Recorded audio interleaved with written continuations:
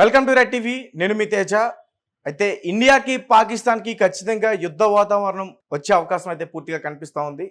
ఎందుకంటే పహల్గామ్లో వాళ్ళు చేసిన ఉగ్రదాడి ఇండియన్స్ ఎవరు కూడా జీర్ణించుకోలేకపోతున్నారు. ఏదో రకంగా వాళ్ళ మీద పగ తీర్చుకోవాలనే ఒక కసిత అయితే ఉంది మొత్తం ఇండియన్ ఆర్మీ కూడా.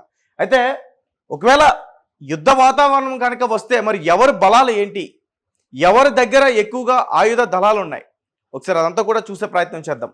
సో ఇండియా దగ్గర చూసుకుంటే మన దగ్గర ఇండియన్ సోల్జర్స్, మన సైనికులు వచ్చేసి 14,55,550 మంది ఉన్నారు. వీళ్ళు ఏంటంటే ఇందులో మళ్ళీ చాలా టైప్స్ ఉంటాయి. బిఎస్ఎఫ్ అని, మిలిటరీ అని, ఇలా ఆర్మీ అని చాలా భాగాలు ఉంటాయి. ఈ 14,55,550 మంది ఏంటంటే వీళ్ళ పని ఏంటంటే ఒకవేళ టెర్రరిస్టులు కానీ లేకపోతే వేరే దేశస్తులు మన దేశంలోకి దొంగచాటుగా వచ్చారంటే వాళ్ళని చంపేస్తారు, లేదంటే వాళ్ళు చచ్చిపోతారు, లేదంటే వాళ్ళని చంపేస్తూ వాళ్ళతో పాటు చచ్చిపోతారు. సో ఆ రకమైనటువంటి మనుషులు అన్నమాట, రాక్షసులు అని చెప్పుకోవచ్చు ఒక రకంగా. మన దేశం ఇంత మంచిగా ఉంటుందంటే, మనం మంచిగా ఉంటున్నామంటే దానికి కారణం వీళ్ళే. ఈ 14,55,550 మంది వల్ల 140 కోట్ల జనాభా ప్రశాంతంగా తన జీవితాన్ని గడుపుతుంది భారతదేశంలో. అయితే పాకిస్తాన్ దగ్గర వచ్చేసి అటువంటి సోల్జర్స్ 6,54,000 మంది ఉన్నారు అంతే. అలాగే ఏవియేషన్ ట్యాంకర్స్, వైమానిక ట్యాంకర్స్, సో అవి మన దగ్గర 6 ఉంటే పాకిస్తాన్ దగ్గర 4 మాత్రమే ఉన్నాయి. అలాగే ఎయిర్ క్రాఫ్ట్స్ మన దగ్గర 2,299 ఉంటే పాకిస్తాన్ దగ్గర 1,399 ఉన్నాయి. అణుబాంబ్స్, సో అణుబాంబ్స్ అంటే అందరికీ తెలిసిందే. సో ఇవి చాలా పెద్ద ప్రళయాలనే సృష్టిస్తాయన్నమాట ఇవి. సో మన దగ్గర 293 ఉన్నాయి, వాళ్ళ దగ్గర 121. అలాగే జెట్స్ మన దగ్గర 513 ఉంటే వాళ్ళ దగ్గర 328. అలాగే సబ్మెరైన్స్ మన దగ్గర 18 ఉన్నాయి, పాకిస్తాన్ దగ్గర 8 ఉన్నాయి. సబ్మెరైన్ గురించి మనందరికీ తెలిసిందే, గాజీ ఏమైందో. సో వాళ్ళని ఎలా అటాక్ చేసామో, తెలివితేటలుగా వాళ్ళని ఎలా తిప్పికొట్టామో, వాళ్ళని ఎలా చంపామో ఒక సినిమా కూడా ఉంది, రానా గారు తీశారు ఆ సినిమా. సో మొత్తం కూడా మనకి పూర్తిగా కనిపిస్తుంది. అయితే ఇంత బలం పెట్టుకుని మనం వాళ్ళతో పోల్చుకుంటే దాదాపు 70% మన దగ్గర చాలా బలం ఉంది.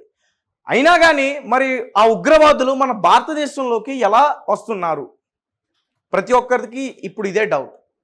ఎందుకంటే పాకిస్తాన్కి అమ్ముడుపోయిన కొన్ని పెంపుడు కుక్కల వల్ల జమ్మూ కాశ్మీర్లో ముఖ్యంగా అక్కడున్న పెంపుడు కుక్కలు, ఈ పాకిస్తాన్కి అమ్ముడుపోయిన కుక్కలు ఆ ఉగ్రవాదులకి సహాయం చేస్తున్నాయి.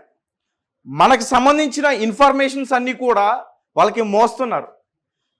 ఈ టూరిస్టులు ప్లేసెస్ అన్నీ కూడా వాళ్ళకి ఎక్కడ ఎప్పుడు ఏం జరుగుతుందో మొత్తం వాళ్ళ ఆ ప్రాంతంలో ఉంటారు కాబట్టి వాళ్ళకి ఒక అవగాహన ఉంటుంది కాబట్టి అవన్నీ కూడా ఉగ్రవాదులకు మోసేస్తున్నారు. సో వాళ్ళు ఏం చేస్తున్నారు, సమయం చూసి అటాక్ చేస్తున్నారు. ఇంతకుముందు పుల్వామా అటాక్ ఎలా అయిందో ఇది కూడా అలాంటిదే. ఈ పహల్గామ్ అటాక్ కూడా అలాంటిదే. ఇందులో 27 మంది చనిపోయారు. సో వాళ్ళు ఏ రకంగా చంపబడ్డారో మనందరికీ బాగా తెలుసు. కాబట్టి ఇండియా అసలు జీర్ణించుకోలేకపోతుంది. వీళ్ళని ఏదో రకంగా హతమార్చాలి, చంపాలి అనే ఒక నిర్ణయం అయితే తీసుకుంది. ముఖ్యంగా తెలివిగా ఫస్ట్ వాళ్ళ ఆహార విషయాల్లో మాత్రం దెబ్బకొట్టిందనే చెప్పాలి. ముఖ్యంగా సింధు నది జలాలను అయితే మనం రద్దు చేయడం జరిగింది. సో దానివల్ల వాళ్ళకి చాలా నష్టం ఉంటుంది, ఒక ఎడారిగా మారిపోయే అవకాశం కూడా ఉంది. అయితే ఈ పాకిస్తాన్కి సంబంధించిన ఒక నాయకుడనే చెప్పాలి, ఒక ఉగ్రవాదనే చెప్పాలి. ఎందుకంటే పాకిస్తాన్లో ఒప్పుకున్నారు అతను మావాడే అని చెప్పేసి. పాకిస్తాన్కి సంబంధించిన ఆ మినిస్టర్స్ ఎవరైతే ఉన్నారో వాళ్ళు కూడా చెప్తున్నారు ఆ ఉగ్ర సంస్థ మాదే, మేమే పంపించామని. ఆ లీడర్ ఏమంటాడంటే, అతని పేరు హఫీజ్ సయీద్, ఇతను లష్కరే సంబంధించిన ఉగ్రవాదికి సంబంధించిన చీఫ్. ఇతను ఏమంటున్నాడంటే నరేంద్ర మోదీ గారు తల తీసుకెళ్ళిపోతాడంట. నరేంద్ర మోదీ గారు తల తీసుకెళ్ళిపోయి దాంతోపాటు రక్తాన్ని సింధు నదిలో ప్రవహిస్తాడంట. పాకిస్తాన్కి ఇప్పుడు ఆపేశాం కదా జలాల్ని, నది జలాల్ని. సో అదే ప్లేస్లో హిందువుల యొక్క రక్తాన్ని ప్రవహించేటట్టు చేస్తాడంట. రీసెంట్గానే వచ్చింది ఒక వీడియో, అది కూడా ఎప్పటిదో వీడియో రిలీజ్ చేస్తారంటూ కూడా చెప్తున్నారు. ఐఎస్ఏ వాళ్ళు కావాలని పాకిస్తాన్ వాళ్ళని రెచ్చగొట్టడానికి రిలీజ్ చేస్తారని చెప్తున్నారు. ఎప్పటికైనా మన భారతదేశం ఎప్పుడు సిద్ధంగానే ఉంది. వాళ్ళు డైరెక్ట్గా మనల్ని ఎదుర్కోలేక ఇలా మన భారతదేశంలో కొన్ని పాకిస్తానీ పెంపుడు కుక్కల్ని పెంచుతూ ఇలా బాంబ్ బ్లాస్టులు చేస్తూ ఉగ్రదాడులు చేస్తూ ఇన్ని రోజులు గడిపారు. ఇంకా వాటన్నిటికీ కూడా మనం చెక్ పెట్టేశాం. ఎందుకంటే దాదాపు పాకిస్తాన్కి సంబంధించిన హై కమిషన్ కానీ, పాకిస్తాన్కి సంబంధించిన ఈ టూరిస్టులు కానీ, ఇక్కడ ఉండి వాళ్ళ ఫ్యామిలీస్ని అంటే విడిపోయినప్పుడు కొంతమంది అటు ఇటు ఉండిపోయారు కదా, అప్పుడప్పుడు చూడడానికి వచ్చిన ఆ టూరిస్టుల్ని వీళ్ళందరినీ కూడా 48 గంటల్లో మీరు ఇక్కడి నుంచి ఖాళీ చేసి వెళ్ళిపోవాలని చెప్పేసి ఒక నిర్ణయం అయితే తీసుకున్నాం. ఒకవేళ వెళ్ళకపోతే వాళ్ళ పరిస్థితి చాలా దారుణంగా ఉంటుంది ఇక్కడ. ఎందుకంటే హిందువులు ఇక్కడ చాలా వేడి మీద ఉన్నారు, చేతులతో చంపరు. అంటే వాళ్ళ చావు చాలా దారుణంగా ఉంటుంది, అంత రక్తం మరిగిపోయి ఉన్నారు ఇప్పుడు హిందువులు. సో వాళ్ళు గనక కనిపిస్తే మాత్రం చాలా డేంజర్ అని చెప్పుకోవాలి. అలాగే మరీ ముఖ్యంగా ఇంకొక విషయం ఏంటంటే, ఇప్పుడు ఈ పాకిస్తాన్ చేసిన ఆ దాడుల గురించి మన ఇండియాలో ఉన్న మీడియా ఛానల్స్ చేస్తున్న ఆ ప్రచారంలో కింద కొన్ని కామెంట్స్ పెడుతున్నారు, పాకిస్తాన్ జిందాబాద్, పాకిస్తాన్ జిందాబాద్. ఎవరు అసలు మనల్ని ఎందుకు ఫాలో అవుతున్నారని చూస్తే వాళ్ళు ఎవరో కాదు, మన ఇండియన్స్లే. పాకిస్తాన్కి అమ్ముడిపోయిన పెంపుడు కుక్కలు పాకిస్తాన్ జిందాబాద్ అని చెప్పేసి వాళ్ళు కింద కామెంట్స్ అయితే పెడుతున్నారు. అయితే మొత్తానికి ఒక విషయం అయితే క్లారిటీగా అర్థమైంది, చాలామంది ఇక్కడే ఉంటూ పాకిస్తాన్కి సపోర్ట్ చేస్తున్నారండి.